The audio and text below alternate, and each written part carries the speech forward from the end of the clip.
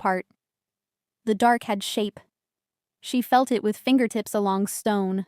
One wall bowed inward, the other scalloped by ancient drip, the ceiling low enough to brush her hair. A damp ledge ran the length of the chamber. She used it to lower herself until her legs stopped shaking. Her hands throbbed. The mark on her wrist cooled under the cave's breath, but the skin around it was angry, raised where the light had burned. She unclenched her fingers. The charm lay in her palm. Edge nicked, chain kinked, and dark with dried blood. She pressed it against her thigh and let the pain live where thoughts would not. When she could breathe without it sounding like sobs, she tore a strip from the hem of her shirt and wrapped her cuts with the clumsiness of someone who had always hidden wounds rather than tended them. The cloth stuck on contact. She bit the inside of her cheek until iron spread across her tongue, and the urge to cry turned into something flatter, something she could carry. Wind reached through the crack and brought the night sounds on a thin thread. Drip from branch to leaf, a single owl rotating its head, the far-off murmur of wolves reorganizing after a confrontation. No one close? Nothing certain. Her body understood the permission and sagged. She let her head find the wall and closed her eyes. The scrape came much later, faint and precise, leather against stone, the sound of someone who had made quiet a craft. She sat up, heart springing awake, hands flaring out of reflex. The silver light answered without waiting for her to deserve it. It puddled along her lifelines and pooled in the creases where blood had dried. "Douse it," a voice said softly, and the cave changed shape around the sound. He entered without forcing the passage wider, shoulders angling to fit, one hand out to read air, the other low as if balancing a bowl. A breath later she saw the bowl. Iron, shallow, filled with coals that glowed like sleeping eyes. He set it on the stone floor and cupped his palms above it. Flame woke obediently, catching on an oiled twist of fiber.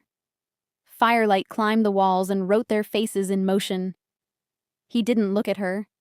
He turned his blind eyes toward the ceiling to judge the draw, the way smoke moved out through seams. When it behaved, he shifted the bowl so the light wouldn't spill straight across her.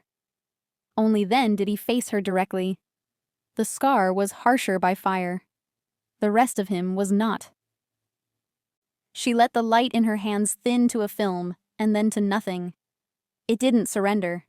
It folded back like an animal settling under a table, still alert, less visible. "I didn't send them," he said. No preamble.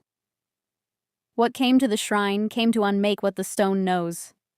He added after the space of one breath, "I chose silence, and it cut you." The admission landed and did not vanish. She let it sit between them with the heat. "You hesitated," she said. "I listened," he countered, not hard, not defensive. To what wasn't said aloud. Which of my elders wanted blood? Which of my enemies wanted me to draw it? Both could have used you to say, "I started the war." He moved his thumb along the scars of his knuckles. Not a fidget, a count. You ran. That removed you from their trap. It also put you into another. "I chose the trap that was mine," she said, and the calm in her voice surprised both of them. "You could have said my name." He nodded once, a shallow concession. "I will not make that mistake again." He reached into his coat and withdrew a small roll of linen and a clay vial stopped with wax. He set them where she could see the choices. The wolves outside announced nothing. Their absence was a moat. "Show me your hands," he said. She kept them on her knees. The urge to say no came quick and brittle. He waited. The fire turned a knot in the wood into a small eye that blinked sap. She offered one palm finally, not in surrender but in test. He took it under the wrist, not the fingers. His grip held nothing careless. He turned her hand into the light. The skin was split where mud had concealed glass, where the chain had sawed the thin pad below her thumb. He moved the linen with exactness, plucking tiny grit with a sliver of bone. She watched his face while he worked. His attention made the cave feel smaller. When pain forced sound through her teeth, he paused on the breath rather than the flinch. "Say it when it comes," he murmured. "Don't chew it and call it strength." She exhaled a wordless acknowledgement and tasted relief as much as honesty. He poured a single drop from the vial onto each deepest cut. The tincture stung and then cooled, leaving a trace of pine and bitter root. He wrapped her palm in linen and did the same to the other side. His fingers were careful near the mark. He did not remark on it. When he finished, he set the used cloth aside and wiped his hands on a square of leather. He didn't ask about the charm. He had put it back in her hand and she had kept it there. That was enough story for now. "The shrine named me," she said into the quiet, because silence had begun to feel like a room with a second door she didn't trust. "The elders named me something else. They sounded certain." She let the heat lick her shins. The stone behind her had warmed enough to claim her spine. "I don't know what to do with either." "Certainty," he said, "is what people put on when they go to kill." He tipped his head toward the flame and extended his palms to it, not to warm, but to translate something in the crackle. "The stones are not certain. They remember." "What do they remember about me?" "That the one with flame blinds the blind and heals the broken," he said evenly. Her mouth tightened. "You want to be healed?" "No," he said. "I want my pack to stop breaking." The answer she hadn't prepared for knocked her toward him despite herself. "And me?" "I want you to stop breaking for them," he said. "Then we can speak of use." The coals settled with a soft collapse. A ribbon of smoke rose through a fissure and took the room's sharpest smells with it. Outside, a single wolf gave 2 low notes, nothing urgent, simply a report. He tilted his ear, filed it away. "Your turn," he said. "What you've done with the light." She could have lied. Habit had trained her toward it. Hide the flame, hide the instinct, hide the shaking. She pulled the charm's chain straight with one finger instead. "They say all I do is ruin." There was a boy, younger than me. He fell through ice. I was the one closest to the bank. The others screamed for rope. I stepped without thinking. The water closed and took sound away. I grabbed his jacket and my hands did what they do.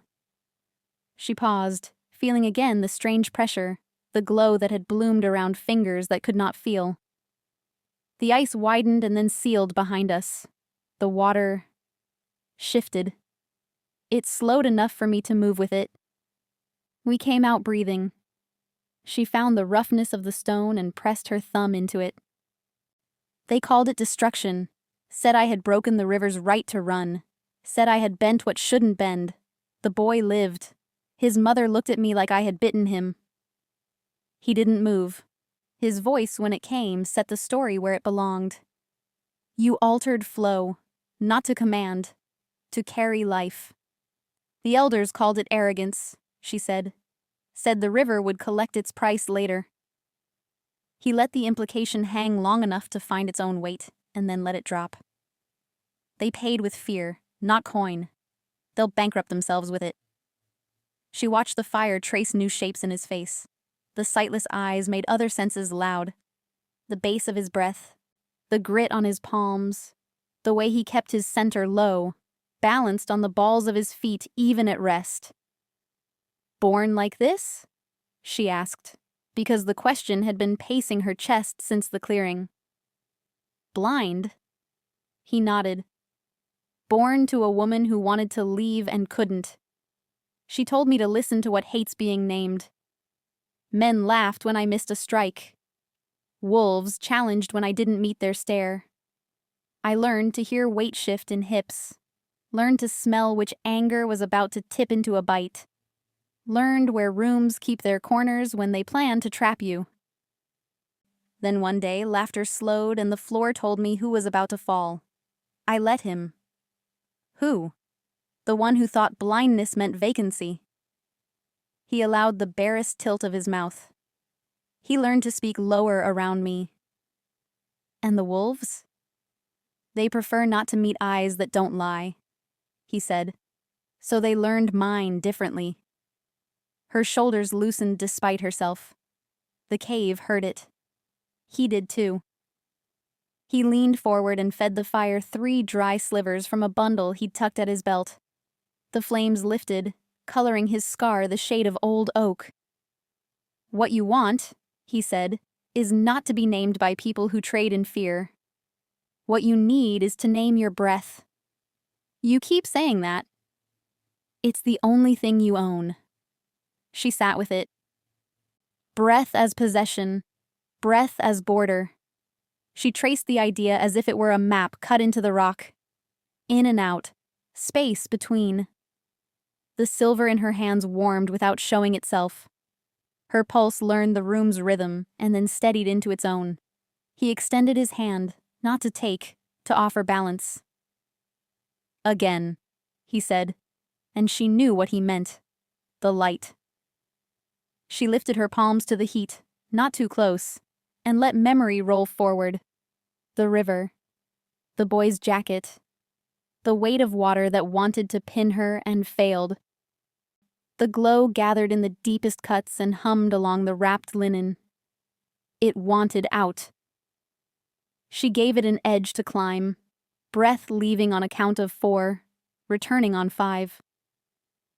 The shimmer rose, but did not spill. It spread thin across her skin like frost on glass, and held. He leaned in, the sightless gaze angled just past her hands, as if listening for the same frequency. There, he said, so low she felt it more than heard it. You've been fighting it like a fire under a pot. That's for boiling. You need it for shaping. And when I can't? You rest, he said, and we begin again before the hate has time to learn your name. Her throat stuck. She cleared it. You said I belonged to you. I did, he said, and I said the choice would make its claim louder than mine. Which choice? To stay when your bones say run. He didn't reach for her. He let his hand stay open where it was, between them, palm up, the cleanest line of an invitation she could either refuse or complete. Trust me or leave, he said, simple as water taking the easiest fall. Choose one while you can still tell yourself why. The words found the membrane where anger thinned into something she hadn't let herself want. She considered the path outside the cave, the dark that remembered her shape, the elders' voices echoing until she believed them again, the rivals lurking with measured patience. She considered the room, stone, fire, a man who had not saved her with softness, who had not protected her with lies, who had admitted the harm of his silence instead of dressing it in reasons. She placed her wounded palm over his, not to surrender, to anchor. Heat from his skin rose through the linen. He closed his hand around her wrist, careful of the mark. The contact held weight without squeeze, a statement that reached past language. The air between them changed texture. Her chest forgot how to fill. The cave, listening, held its breath. The wolves outside broke the pause with a long, low swell, a call that traveled farther than this hollow. Answering howls braided in from distances she couldn't name. The pack was mapping itself in sound. He turned his head, reading it, and did not let go. What does it say? She asked. That they are where I left them, he said. And that the ones who fled are counting their losses. We have a small space before they count their courage. She nodded once, but her body's attention had narrowed to the circle of his grip and the heat that built under it. He released her slowly, fingers remembering her shape, and shifted back half a hand's width. The distance was a decision. "Sleep," he said. "I won't," she said, honest. "Then close your eyes and learn the room," he said. She obeyed. Darkness came, but not the kind that swallowed. She felt the fire's edges, the way the heat licked her shins and cooled at her knees. She felt the ceiling lean toward her and then away near the crack. She felt him, how his presence drew the air tighter, how his quiet pressed the room into a clearer outline. When she opened her eyes again, the world had become more legible. "Again," he said, and she lifted her hands. The light arrived without apology. It arced along the wrapped linen in deliberate threads, a small architecture of control. He watched, reverent without worship. The urge to look up and meet his eyes rose and fell. She kept her attention where it needed to be. When the glow wavered toward spill, he spoke the correction like a compass point. "Less jaw, more ribs. Let the breath widen where it wants to." She loosened the hinge she had been grinding, and the light steadied. Pride moved against the cage of her chest and rattled it. "You taught yourself to clamp," he said. "It kept you alive. Now it will get you killed if you keep it." Something in her, old and stubborn, wanted to argue. The thing beneath it, older, simply listened. The hate others had fed her took up less room when the breath filled it. He slid the bowl aside and banked the fire until it was mostly coals again. Shadows climbed and thickened. The room cooled one small degree. He rested his forearms on his knees, posture easy, as if he could wait 3 nights if that's what this took. "What would you have done if I had stayed at the shrine?" she asked, eyes on the coals. "Fought," he said. "Not for spectacle, to end it before they learned the cadence of your name." "And if I had died?" "I would have burned the hill," he said, and the steadiness in it was not bluster. "Then I would have built a bigger room for the next girl." The sentence didn't try to comfort. It offered a scale for his choices. She let it settle and didn't test it with words. The silence between them wasn't empty now. It contained a structure they had made together. Breath, fire, the honest admission of harm, the stubborn insistence on staying. The howl that cut the quiet next came closer than any before. It shot through the crack like a spear and stuck in the wall above the fire. Her shoulders climbed. He lifted a hand, open. There, not command, not restraint. Her body heard it. The tension lowered one notch. "They're testing the edge," he said. "Deciding whether your name buys them more war than victory." "And your elders?" "Counting how many funerals they can call honor," he said, "and whether fear keeps them in their beds tonight." She looked at his sightless eyes. "Do you fear me?" "I fear what happens when men make you fear yourself," he said. Then softer, no tremor, no performative warmth, only depth. "I see you, all of you, and I do not fear what others do." The words hit where prophecy hadn't reached. Not a coronation, a recognition. Her breath went disobedient for 2 beats. The flame rose in response, instincts mistaking tenderness for permission to burn. She narrowed her focus to the count. Out on 4, in on 5, and the light obeyed. He heard the shift, and for a fraction his mouth eased. Not a smile. A recalibration toward relief. Fire popped. A coal split and rolled, its glow halved and furious. He nudged it back into the bowl with the edge of his boot. The little crisis ended, as most do, because someone who knew what to do did it. A silence followed that did not want to be broken. The cave felt it too. Even the drip beyond the crack seemed to widen its pauses. The room shrank to the distance between their knees. Heat moved across that space like a current. Her fingers opened and closed on air with no idea where to rest. He did not lean in. He did not lean away. He allowed the moment to declare itself.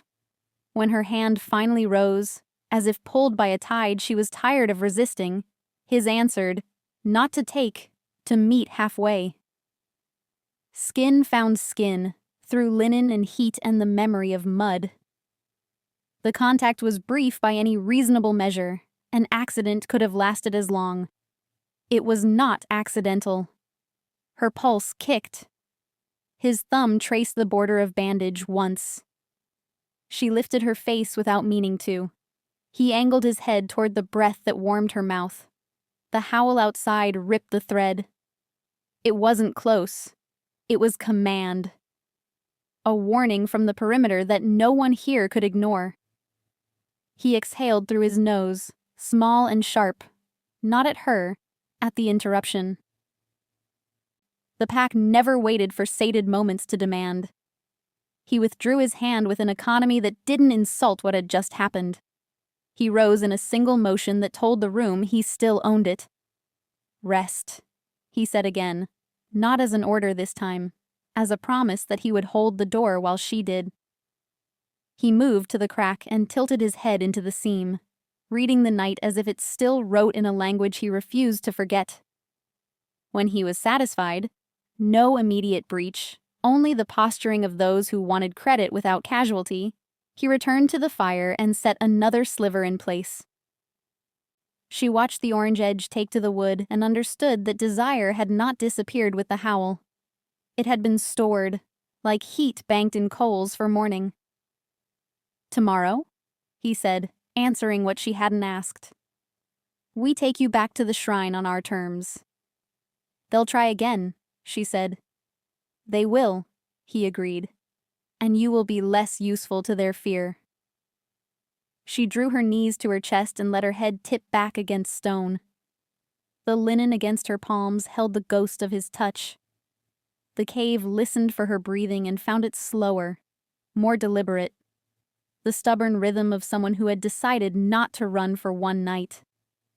He stayed where he was, body turned slightly toward the entrance, ear trained on the scale of danger, the rest of him trained on the smaller, harder task, keeping the room safe enough for a girl to sleep without dreaming of water closing over her head. The fire settled to a low red. The dark beyond their reach kept its teeth to itself. Inside, trust set one fragile root into stone and held against the weight above it. Morning never softened the cave. The fire had guttered low, smoke threading upward into cracks that refused to widen. She woke not from rest, but from the ache of too little fear. Her body remembering before her mind did that she was still here, still marked, still bound. The Alpha was already standing at the mouth of the cave, listening to the forest as though it whispered his orders. He did not look at her when he spoke. They'll come before the sun reaches its height, he said. They won't wait longer. Prophecy rots fast in men's mouths. They must spit it out before it spoils them. She wrapped her arms around herself and tried to hold her shape steady. The vow she had made in the storm still lived, sharp as bone. If they think me a curse, I'll prove them wrong. But the fear in her stomach twisted with a darker truth. She didn't know which was worse, proving them wrong or proving them right. They walked back toward the shrine, the forest damp with morning. Each step felt like approaching a cliff edge she'd been pushed from once already. Her wrist pulsed under its bandage, the mark still alive, still remembering the night. The wolves padded close, restless, their breath rising in white threads. She wanted to ask if they felt it too, the sense that something was waiting, teeth bared. But she swallowed the words. The shrine loomed, stone washed in cold light. The carvings still faintly glowing as if they had not slept. But the clearing was not empty this time. They were waiting. Elders in their cloaks, the weight of years dragging their shoulders. Warriors with their arms crossed, scars visible like weapons of memory. Wolves crouched low, their eyes trained on her as though she were already prey. And at the front, her stepmother. The woman's presence was sharper than any blade. Her hair pinned neatly, her face unmarked by the storm, her mouth drawn in a line that cut deeper than a snarl.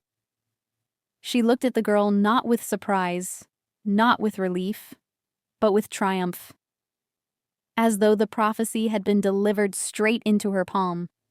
The girl's chest collapsed. Her breath stuttered. Of all the betrayals, this one was not new, but it still scalded. To see her here, at the shrine, before the elders, twisting the world as easily as she twisted a knife, it tore open wounds that had never closed. "She carries the curse," the woman said, her voice carrying into every throat, every ear. "You saw the mark blaze last night. The flame in her hands is not blessing. It is doom." The elders murmured, their heads nodding like reeds bent by the same wind. One lifted his staff and drove it into the stone. "We have seen such signs before. Fire that takes, not gives." "The prophecy is clear.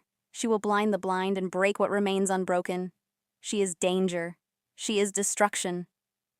Voices rose, louder, harsher, building into a chant. Cursed, dangerous, cursed, dangerous. The words battered her skin, clawed into her chest. Her stomach churned with the same helpless sickness she had carried as a child, when doors slammed in her face, when whispers followed her steps. Even those she had saved with her flame, wolves she had dragged from drowning rivers, children she had pulled from burning dens, looked at her now with the same eyes. Denial, fear, contempt. Her throat tore with a cry she hadn't meant to make. "I saved you! I saved your son!" Her eyes locked on her stepmother, shaking with fury. "I bled for him, and you sold me anyway." The woman's lips curved, cruel and cold. "And for that, he lives. For that, you served your purpose. But your flame will cost us all. Better to cut rot from the branch before it poisons the tree." The crowd surged with agreement, their voices merging into a single roar. Cursed, dangerous, cursed, dangerous.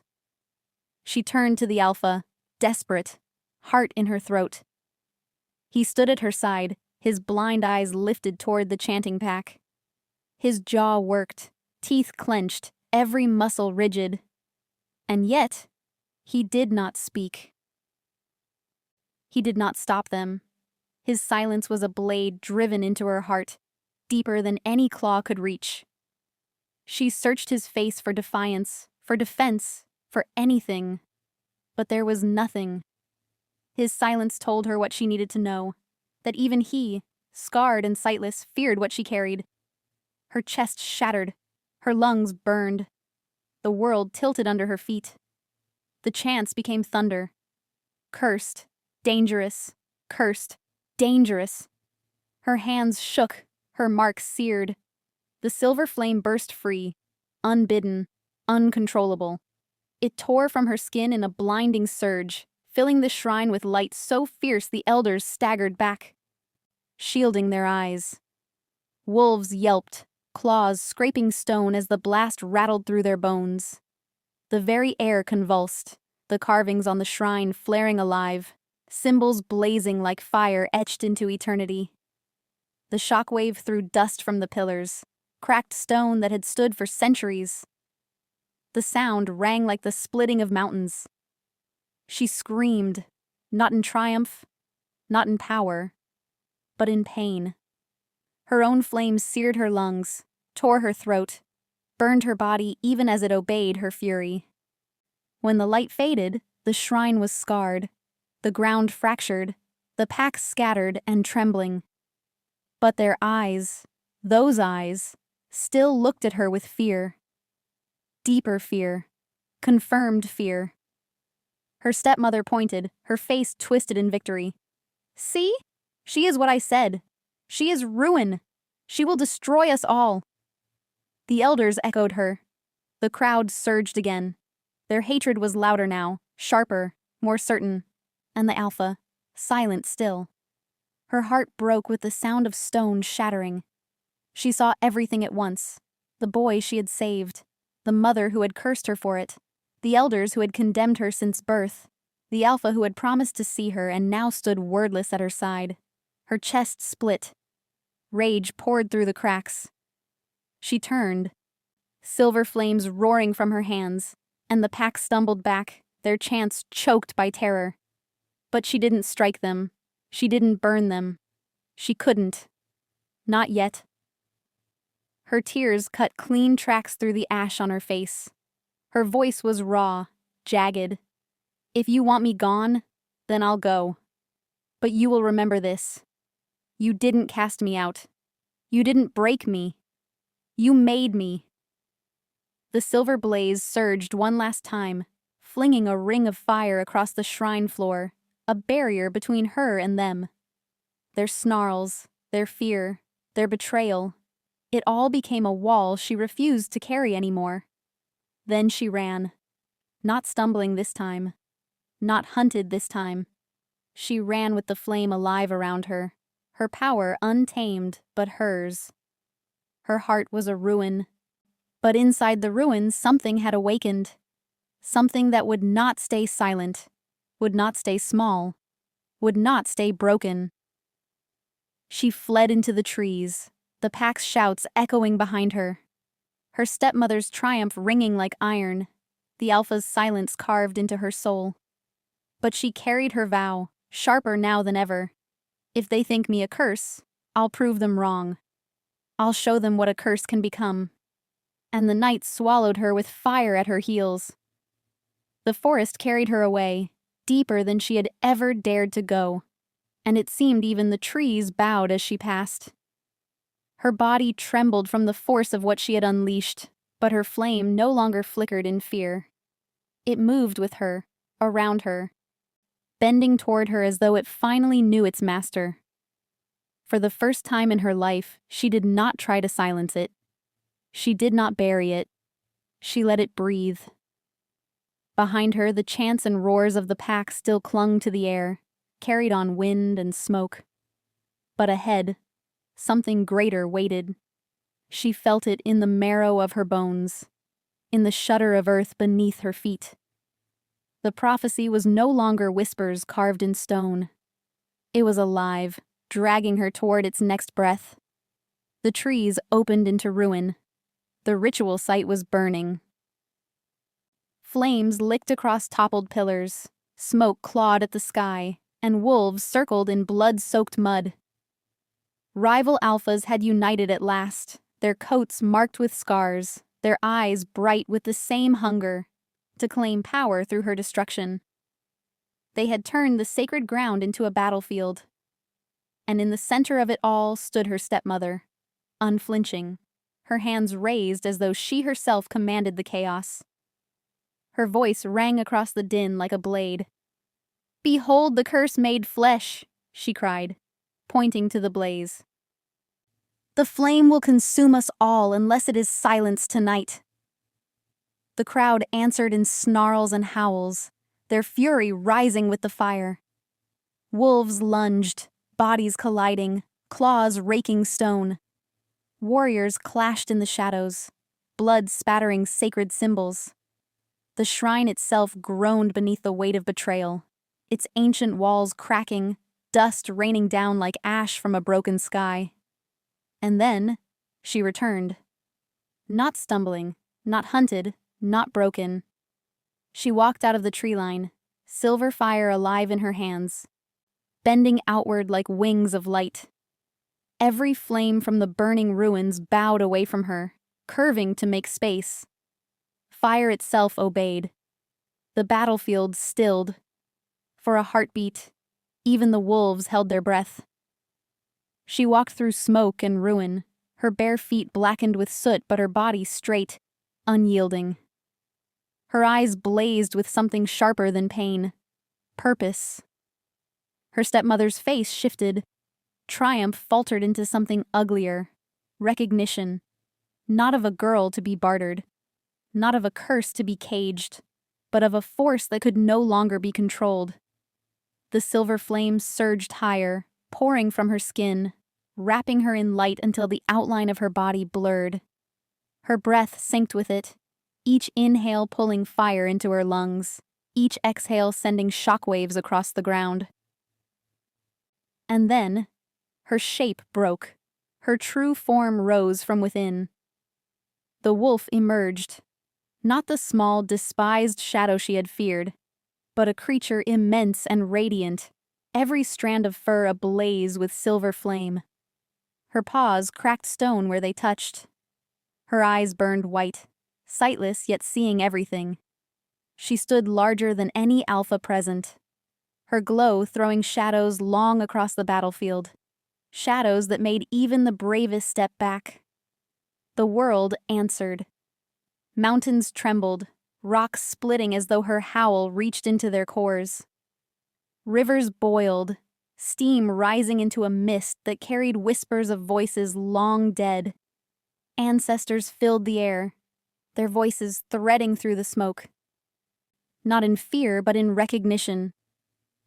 The one with the flame returned. The rival alphas snarled, desperate to resist the destiny written before them. They lunged together, their bodies colliding with hers, claws tearing at light, teeth snapping against fire. She met them with a roar that shook the sky itself. Their strikes landed but did not break her. Her flame poured outward, wrapping their bodies, searing without mercy. They screamed, not only from pain but from the weight of power they could not match. Still, one voice rose above the chaos. Her stepmother, standing unburned in the center of fire, her smile cruel, her eyes black as shadow. "Do you see?" she shouted to the pack. "This is no savior. This is the end. She will turn her fire on you as she has turned it on me. End her now, before she consumes the world." The words cut into the crowd. Fear surged again, stronger than awe.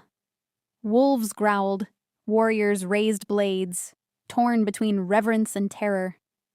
The prophecy twisted on her stepmother's tongue, reshaped into weapon, sharpened against her. But then, the ground split. From the crack beneath the shrine rose something older, darker, not wolf, not man. A shadow beast, its form half smoke, half claw, taller than any tree, its face a mask of shifting void. Its roar drowned every howl, every chant, every heartbeat. It had been sleeping in the stone, waiting for flame to awaken it. And it came not for her stepmother, not for the alphas. It came for her. She braced, fire flaring higher, her body trembling under the pull of something that had no end. The beast's eyes locked onto her glow, its maw opening wide enough to swallow her whole. Her stepmother's smile widened, satisfied. "There!" she cried. "Even the shadows know she must be devoured." But the girl, no longer sacrifice, stood her ground. The silver flame coiled, condensed, focused until it was no longer wild, no longer untamed. Her breath guided it. Her rage sharpened it. Her pain fueled it. And when she spoke, her voice split the battlefield, carrying above beast and wolf alike. "I am not your sacrifice." Her words cracked stone. Flames bent toward her in obedience. The shadow beast stilled, waiting. The wolves cowered. The elders covered their ears. Her voice rose, fire rising with it, each word shaking the ground. "I am your reckoning."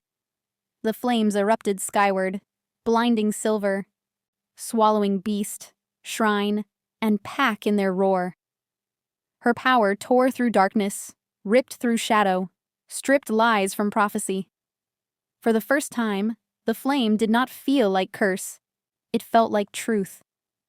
And the world, every living thing would remember it. The light did not end. It folded. What had erupted skyward came down in slow, deliberate ribbons, the way snow falls when the air is too still to choose a direction. Silver drew itself back into her skin, not as punishment, not as shame, like a tide returning to a moon it finally trusted. The battlefield breathed, and the breath sounded older than any army. Ash settled on burned grass and a soft skin. Where the shadow beast had towered, a hollow remained.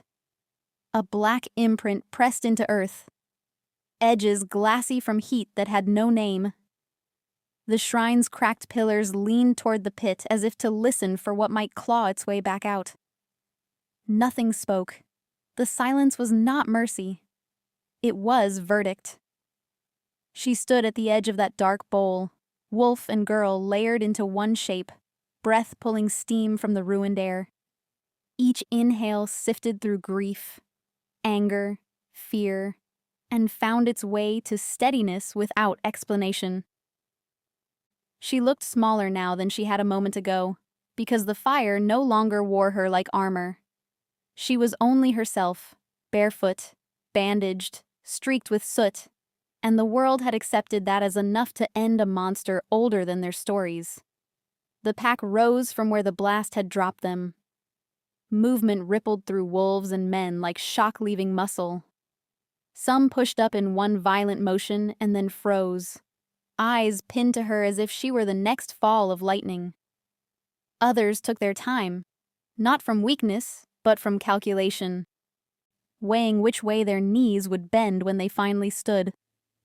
Across the ruin, her stepmother remained on her feet, as if she had been stitched to the spot. Ash grayed the careful line of her mouth.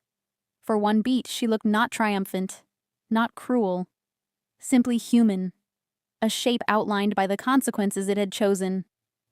Then her eyes found the girl, and the mask returned, too practiced to fall for long. "It isn't done," she said into the hush, voice carrying because hunger knows how to travel. "You see what she is? She bends fire, she calls the dead, she—" Her words broke. The ground under her shifted with a sound like bone remembering a fracture. Cracks spidered out from her heels toward the pit where the beast had disappeared, as if the earth wanted to remind her which mouth she had been feeding. She stepped back only once and made it look like a choice. The elders drew together, a cluster of fabric and age, staff tips finding stone already scored by prophecy and argument. One raised his hands to speak, and then lowered them, fingers curling against a truth he did not want. His voice would not carry here anymore. Another turned his face to the Alpha, seeking the old order, a command to gather, to kneel, to pretend none of this had happened. He was there, silent in the smoke, blind eyes lifted. He had not moved when the beast rose. He had not run when the light scythed the air.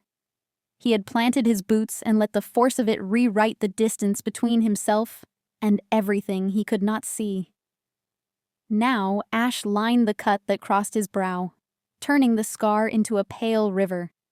He stood with his weight set, as if any breath from her could still knock him backward. It would not. The set of him had changed. Loyalty had found a harder bone. He began to walk. Each step placed itself where the ground agreed to hold him. No wolf challenged his path. No elder intercepted. He stopped 2 arm lengths from her and turned his face to the warmth that trembled off her skin. Between them lay a strip of trampled earth, a small nation unclaimed. She did not look away.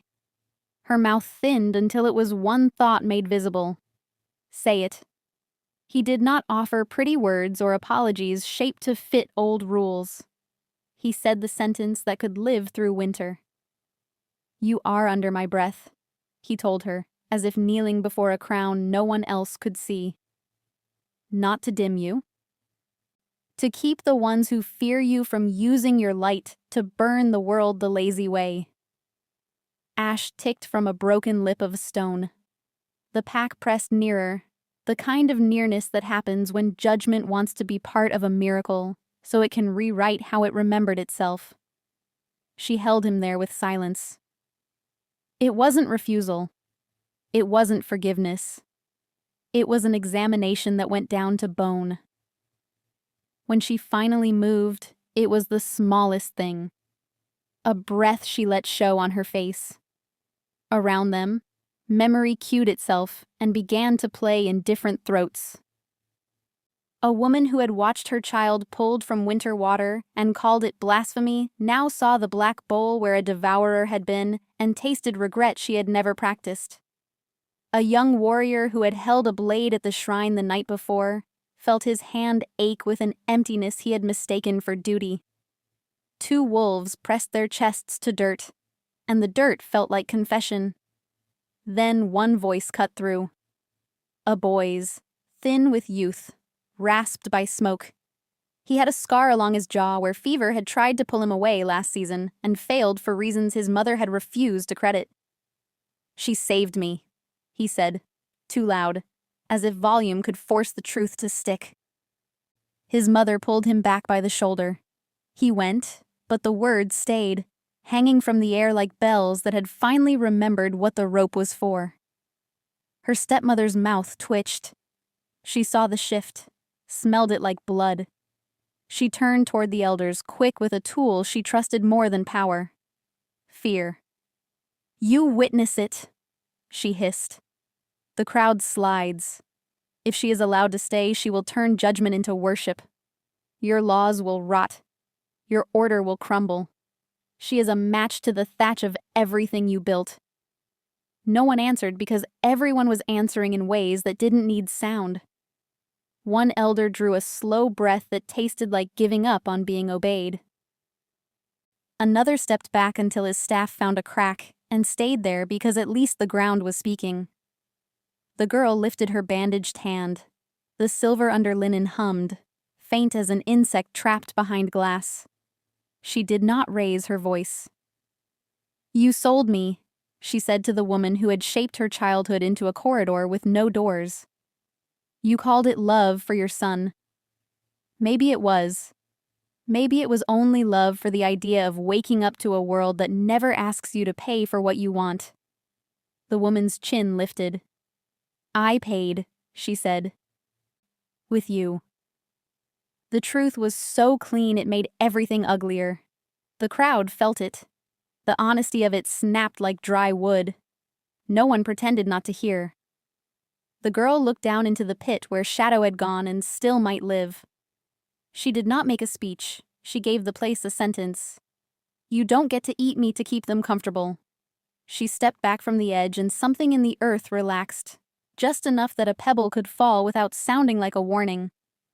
When she faced the pack again, the night had lengthened. Dawn had not arrived, but it had written to say it was on its way. This is where a story would decide. This is where a pack would kneel, where an elder would throw a staff and call a new rule, where a woman would wail and be pulled from the scene because grief needed its spectacle. None of those occurred. The world did a stranger thing. It waited on people who had never been asked to choose without a chorus. So the narrator asks you instead. Would you have chosen her? Or feared her too? When you saw the flame rise and the monster break, would your hands have opened to warmth or weapon? If you had a child whose breath returned because a girl bent a river's memory, would you have called it mercy or blasphemy you could dress as virtue? If your house depended on laws that fit only when no one was watching, would you have cut new doors or sealed the windows and named it safety? Look at her, barefoot, bandaged, ash in her hair, standing where power tried to name itself God. Does she read to you as curse or as crown forged without permission? Does the line on the alpha's brow look like a scar or like a map leading somewhere he didn't dare go until she walked first? The wind moved through what remained of the shrine and made a sound like pages turning. The wolves lifted their heads to it. Somewhere along the ridge, a hawk took a long, low line across sky that would be blue when it got there. The elders, those with hearing left, listened to their knees arguing with their pride. The woman who called herself mother counted, without using her hands, the number of ways she could still ruin a morning and found fewer than comfort required. Would you have chosen her when choosing her meant rewriting what your people called strength? Would you have chosen her when her light showed you the places you had taught yourself to like dark? Would you have chosen her when your leaders held out old laws like quilts that never fit the beds they made you sleep in? Or would you have stepped back to the lip of a pit that had just been fed and thought, if it eats her, perhaps it will nap for another century? Would you have traded a future for a quiet breakfast? Here is the truth that hurt them more than fire. She did not need their permission. She had wanted their belonging. She had begged their seeing. But standing there, chest rising steady, hands empty because the light had learned her pulse, she had ceased to require what they did not know how to give. Is she cursed or crowned? Crowns are heavy things that break necks when worn too early. Curses are light until you carry them long enough to realize the weight is coming from the name you keep repeating. She lifted neither. She lifted her breath. She matched it to the room and to the ruin and to the animal who had walked to her edge and said mine like shield, not chain. The alpha swallowed. A sound you wouldn't hear unless you were standing where she was. He did not kneel. He did not command. He did something harder for a leader made of teeth. He waited to be told. She turned 1 degree toward him because needing the world and trusting a man are not the same shape. When they come again, she said, no if, no softness. You do not hesitate in public and repent in private. You stand where your breath says yes and let the rest of you catch up or fall off. He accepted the sentence the way a mountain accepts weather, not with pride, with readiness. I will, he said. No oath. Oaths are how men lie when their mouths can't keep up with their wanting. He had learned last night what silence cost. He had chosen its opposite. The pack exhaled the kind of exhale that turns into decision later. For now, it was only air. That was enough. A boy shifted on his feet, unused to hope that didn't require hiding. A mother did not pull him back. She let his shoulder lean toward a future that kept asking to be born. And you, listening where screens turn rooms into gatherings, what do you do with a girl who refuses to die for your comfort? What do you do with a story that refuses to fold itself neatly along the creases you inherited? What do you do when the fire that scared you turns out to have hands? Would you choose her side when it meant sleeping badly for a month while your mind rebuilt its furniture? Would you choose her when your friends chose headlines dressed as law? Would you choose her when the person who raised you told you love required sacrifice and forgot to mention who kept banking the savings? Ask your bones. They know the difference between fear that keeps you alive and fear that keeps you small. She stepped from the edge of the pit, and the ground did not protest. The light in her wrists thinned until it was only a rumor she could make true whenever she decided truth was kinder than quiet. She did not ask for forgiveness. Forgiveness is a ritual that lets people keep their costumes. She asked a harder thing without words. Behave as if you saw what you just saw. The wind changed. Not much. Enough to move ash into a deeper crack so it wouldn't blow back into eyes pretending not to be open. Far along the tree line, a rival alpha watched from behind a burn-blackened trunk and learned nothing because learning would have cost him his place. He would be back, slower, angrier. Stories don't end because monsters go down once. They end when people stop opening doors for them.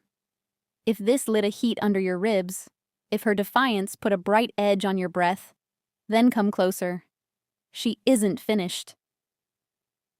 Neither are the ones who would make an altar out of her body so they don't have to fix the laws they wrote when no one could read. And you're part of this choice, whether your hands smell like ash or ink. Would you have chosen her, or feared her too? Is she cursed or crowned? Or is she something harder, something you can't wear on a banner or whisper into a child's ear to keep them manageable, free? If this story lit fire in your heart, subscribe to Olivia Werewolf Tales. Here, we tell tales that burn. We keep the breath steady when the world wants screaming. We choose the girl with ash in her hair and bandages on her palms. The one who walked into the mouth of shadow and came back with a spine the size of a mountain. Tell me where you're listening from. Tell me what your pack calls you when you carry light they're not ready to name. Tell me whether your fear learned the difference tonight. Stay with her. The ground is still talking. The beast has a cousin. The elders will argue with doors. The blind will learn to see where sound plants its flags. The flame will make a shape that can hold a village without burning it down. And the next time someone points at a girl and says sacrifice, you will remember what a reckoning looks like when it learns your name. Come closer. Ash is only proof that something refused to end quietly. The battlefield smoldered. Smoke drifted in thin ribbons, curling into a sky too heavy to let stars show. The shrine stood cracked and bent, its carvings dimmed, as though the stone itself had chosen to close its eyes. Wolves crouched low in the ash, their heads bowed, their silence thick, not out of worship, not out of peace, but out of exhaustion. Breath came harsh in every chest. No one dared move first. She stood at the center of it all, flame withdrawn into her skin, her shoulders bare to the cold. The silver mark still glowed faintly beneath the bandages, steady as a heartbeat, soft as a warning. The pack watched her, their bodies pressed close to the ground, as if the earth itself had decided she must be acknowledged. But acknowledgement is not allegiance. Silence is not surrender. Her eyes swept across them, ash clinging to her lashes, the weight of their fear and doubt pressing against her ribs. She did not ask for devotion. She did not ask for forgiveness. She asked them only to remember what they had seen. Her chest rose once, and the rise carried across the field, sharp as command. And then, the ground moved. It started small, a whisper underfoot, a quiver that could have been the wind. But then it thickened, deepened, became a pulse that rattled stone and bone alike. Cracks tore across the battlefield floor, thin at first, then splitting wide enough for dust to surge upward in choking clouds. Wolves yelped, stumbling back, ears flat against their skulls. Elders clutched their staffs as if wood could shield them from Earth's revolt. She staggered once, catching herself on her knees, the heat of the crack rising against her face.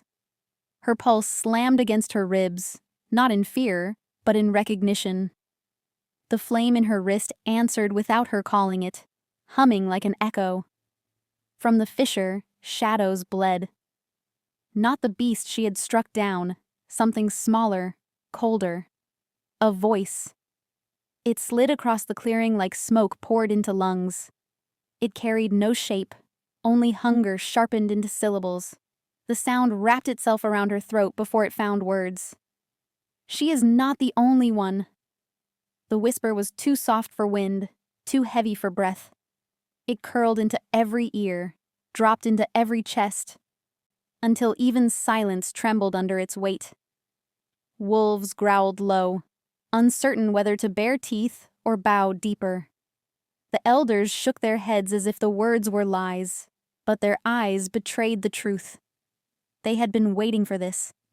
Her stepmother's lips pulled into a thin, vicious smile, though her face was pale as ash. "You hear it," she hissed. "You hear what comes after her. She is not the end. She is the door." And then, another voice joined the first.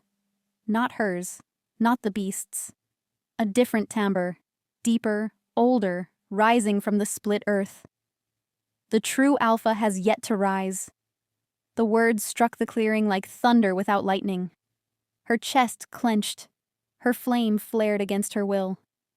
The Alpha beside her stiffened, his scar pulling taut, his blind eyes lifted toward the sound as if it clawed through his skull.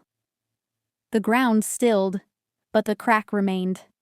A wound left open. A promise left unfinished. Around them, the wolves bowed lower, their bodies trembling in instinctive submission, not to her, not to him, but to something unseen, something waiting. The smolder of the battlefield thickened into a silence more terrifying than screams. Her heart pounded in her chest, each beat louder than the last, until it filled her ears. And beneath it, a howl, not hers, not theirs. A distant call, carried across mountains and rivers, threading itself through the smoke. It rose once, long and terrible, then cut short.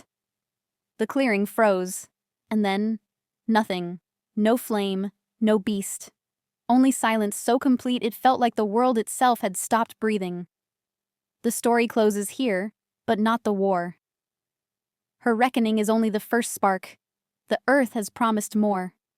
The question remains, when the true alpha rises, will she stand beside him or against him? Subscribe now for more interesting werewolf stories.